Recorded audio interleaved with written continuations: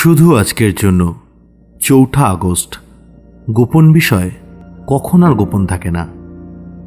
নেশারীদের জীবনে সবকিছু লুকিয়ে রাখার একটা ঝোঁক থাকে, কিন্তু আমাদের গোপন কথাগুলিকে প্রকাশ করে আমাদের অতীতের কষ্টগুলি শেয়ার করলে এক বিরাট স্বস্তি পাওয়া যায়।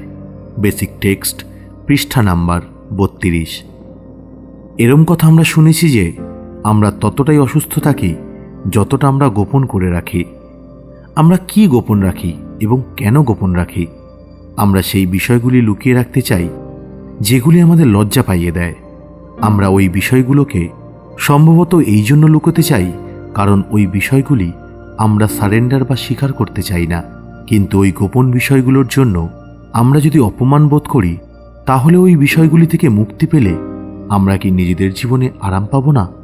যে গোপন বিষয়গুলি আমাদের লজ্জা দেয়, আমরা কয়েকজন সেগুলিকে অন্য কারণে লুকিয়ে রাখি। এমন নয় যে আমরা ওগুলির থেকে মুক্তি পেতে চাই না, আসলে আমরা বিশ্বাসই করতে পারি না যে আমরা ওগুলির থেকে মুক্তি পেতে পারি। ওগুলি বহুদিন ধরে আমাদেরকে জ্বালাচ্ছে এবং আমরা এদের থেকে নিজেদেরকে মুক্ত করতে এতবার চেষ্টা করেছি যে শেষ পর্যন্ত আমরা ওগুলির থেকে মুক্তি পাওয়ার আশাই ছেড়ে দিয়েছি।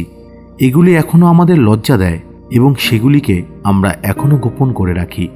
আমাদের এটা মনে রাখতে হবে যে আমরা হচ্ছি আরোগ্যরত নেশারি।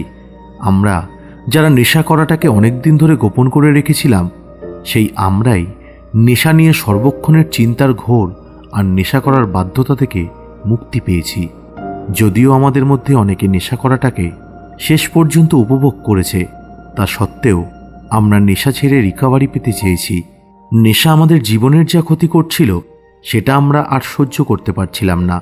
যখন স্বীকার করলাম যে আমরা শক্তিহীন এবং অন্যদের থেকে সাহায্য চাইলাম, তখন আমাদের গোপনীয়তার বোঝা থেকে আমরা মুক্তি পেলাম।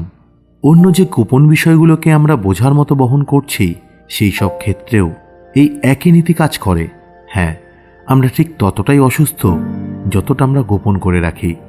শুধুমাত্র যখন আমাদের গোপন বিষয়গুলি আর গোপন থাকবে না, তখনই আমরা যে জিনিসগুলোর জন্য লজ্জা পাই তাদের থেকে আমরা মুক্তি পাব। শুধু আজকের জন্য আমার গোপন বিষয়গুলো শুধু ততক্ষণই আমাকে কষ্ট দিতে পারে যতক্ষণ পর্যন্ত সেগুলো গোপন থাকে।